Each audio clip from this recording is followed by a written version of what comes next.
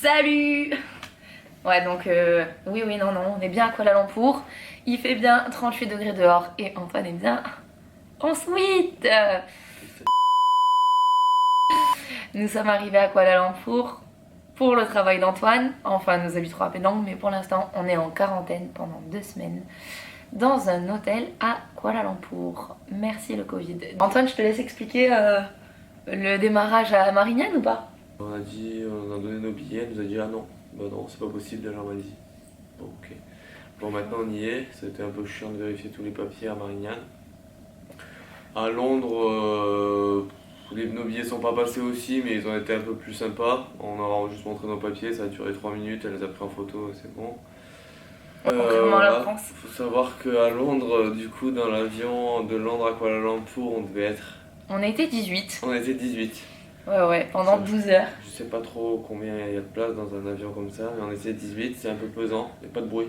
Ouais, D'habitude. c'est clair. Mais on pouvait avoir à boire à manger quand on voulait, comme ça. Ouais, puis du coup, les hôtesses étaient très, ouais, très à sympas. Kuala Lumpur, du coup, c'est vrai que contrairement à la France, où ils étaient perdus, où genre la femme, elle savait même pas dire si notre papier allait convenir, qui nous a mal parlé et tout.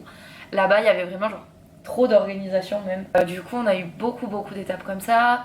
On nous a posé beaucoup de fois la question si on était mariés, du coup, parce que là-bas, tu peux pas du coup vivre sous le même toit, du moins à l'hôtel, qu'une personne avec qui tu n'es pas marié. Donc notre Pax fait office de mariage ici. Et du coup, on a eu beaucoup d'étapes jusqu'à arriver au moment du test, qui était très sympa, où ici, du coup, ils te le font au fond de la gorge et dans le nez. Une fois qu'on les a fait, on est allé à l'immigration une première fois. Donc t'as une meuf qui te vérifie ton passeport. Les papiers aussi, tous les papiers, les permissions d'entrée sur le territoire. C'est ça. Puis tu vas dans un bureau, genre c'est la police de l'immigration. C'est ça. Non, après on allait payer nos tests. Enfin, une fois qu'ils avaient vérifié nos papiers, on allait payer nos tests et notre quarantaine, donc à un autre endroit. Avec 6 personnes. Avec 6 personnes, ouais, c'est ça. Donc pendant qu'ils nous faisaient le reçu de ce De paiement, notre parce que quarantaine. bon, apparemment ils font les reçus à la main. Ils sont venus me rechercher pour me refaire tester, donc j'ai été testé 2 fois. Et je leur ai dit je peux venir, et ils m'ont clairement dit non, toi tu restes assise là. J'étais pas sereine. Donc j'ai eu deux fois de narines et dans la gorge. Une fois qu'on avait payé, on est retourné à l'immigration pour montrer qu'on avait bien pu payer notre quarantaine et bien pu payer nos tests. Ils nous ont posé le tampon d'entrée sur le territoire et validé notre visa. Après ça, on a passé. On a oublié de dire un truc, qu'on a dû remplir à peu près 850 formulaires sur notre téléphone avec 850 QR codes, où genre à chaque fois en gros ils te demandent d'où tu viens, si c'est un pays à risque, si t'as été en contact. Et vas-y, Il continue. faut savoir que quand on arrive, ils nous demandent d'installer une application. C'est un peu, je pense, c'est un peu comme Stop Covid en France, mais mais bon, Stop Covid, on l'utilise pas. Sachant qu'ici c'est obligatoire, genre Ouais. avant de faire toutes les étapes qu'on vous a expliquées, t'as une meuf qui t'attend avec un gros panneau avec un QR code.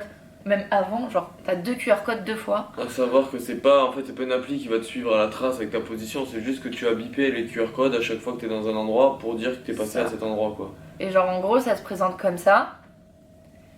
Et quand on remplit, selon la zone d'où l'on vient, etc., ça te donne, genre nous par exemple, attendez, faut que je retrouve, vous voyez, donc il y a marqué qu'on vient d'une zone rouge, et en bas, je sais pas si le focus se fait, je n'ai pas l'impression, et en bas du coup que nous sommes en quarantaine jusqu'au 2 novembre.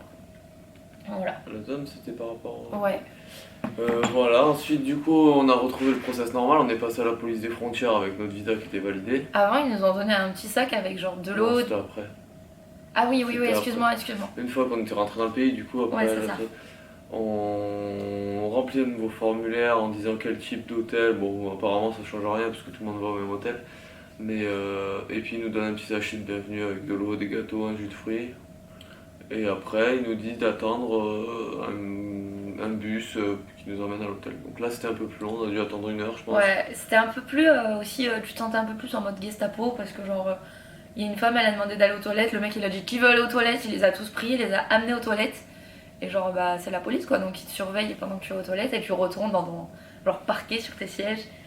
Et ouais, on a attendu bien 1 heure. Après du coup, on était à la queue leu récupérer nos bagages en soute, qu'on n'avait pas toujours pas récupérés.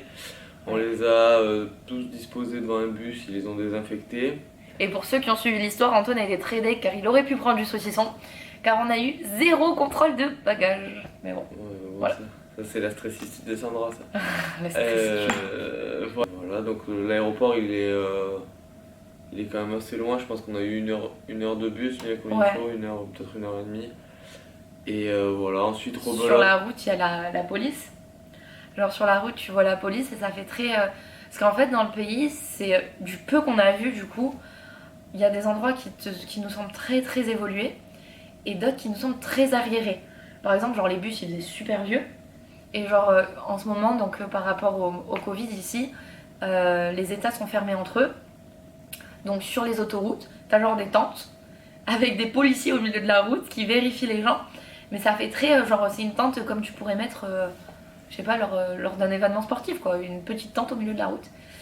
Et à côté de ça, on est passé dans des rues où il y avait des gratte-ciel à perte de vue, avec des magasins de luxe comme on n'a jamais vu en France.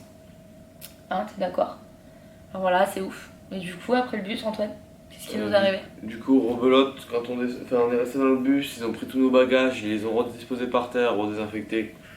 Ça va savoir pourquoi. Et ils sont habillés. En cosmonaute. On essaierait de vous joindre des images quand ils nous amènent à manger et tout.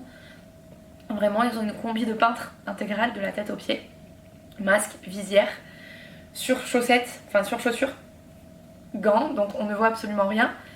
Mais ils restent quand même très sympathiques parce que ça, c'est quelque chose qu'on n'a pas précisé. C'est notre première vidéo, on s'est pas mis d'accord donc c'est pas très structuré. Mais ils sont très très sympas.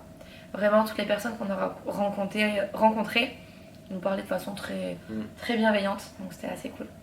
Et du coup, ouais, on est arrivé à l'hôtel, Antoine. Voilà, après du coup là, on redonne tous nos papiers. Il y avait à nouveau 6 personnes. On remplit les formulaires, on s'est fait poser le petit bracelet rose là, comme ça on va rentrer. On est allé dans notre chambre. Bon, c'était assez rapide. À part pour sortir du bus, c'était assez rapide après. Ouais. Donc globalement, tous ceux du bus qui venaient de Londres... le bus, ils nous ont également demandé un QR code. Pour rejoindre un groupe WhatsApp de notre quarantaine, de toutes les personnes qui étaient avec nous et qui sont arrivées avec nous dans le bus même jour. Et il y a aussi dans ce groupe un administrateur qui est un membre du personnel de l'hôtel en fait. Du coup, à qui on peut poser des questions si on veut de la lessive. C'est plus facile pour communiquer en fait que le téléphone. Voilà, donc globalement on est tous au même étage, je pense. Enfin, sur 2 étages à peu près. Parce qu'on n'était pas beaucoup dans notre vol, donc on a pris tous le même bus. Et il y a le vol d'Istanbul qui arrive en même temps dans un autre bus, donc ils ont dû s'installer 1 heure après nous, quoi. Ouais. Donc je pense qu'eux aussi ils sont dans le même groupe WhatsApp, du coup, parce que... Je pense parce que j'ai vu qu'on était une 50aine sur le groupe WhatsApp. Donc on n'a pas eu le choix de notre chambre, mais bon, ça va au final, c'est assez... On va vous montrer. C'est assez grand. On aurait préféré de l'autre côté de l'hôtel parce que là la vue elle donne sur des immeubles un peu pas grave. Donc voilà, première nuit compliquée. Première nuit compliquée parce qu'on était fatigués sans être fatigués avec le décalage horaire. Ouais. Du coup on a fait la sieste en arrivant, on s'est réveillé en pleine nuit, on a regardé le foot, on a regardé la Ligue des Champions, Sandra a applaudi Manchester. C'est pareil. On s'est recouché du coup vers 5h30, 6h, on s'est fait réveiller à 8h pour le petit-déj. Et le petit-déj, c'était des nouilles avec du poulet frit. On va vous montrer les lunchs typiques qu'on reçoit 3 fois par jour. Ouais. Bon après, ça va, c'est quand même bon, c'est juste qu'on n'est pas habitué.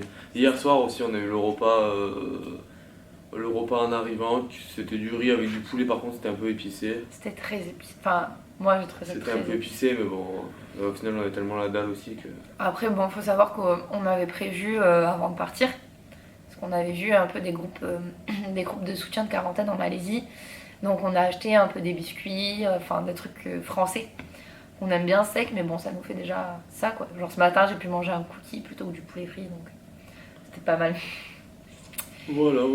Voilà, ouais, c'est à peu près tout. Donc c'est vrai que c'est assez frustrant d'arriver dans un pays où on voit notre vue dehors, mais on peut pas sortir. On sait pas trop à quoi s'attendre dehors. Ce qui nous a quand même fait très bizarre, c'est la chaleur.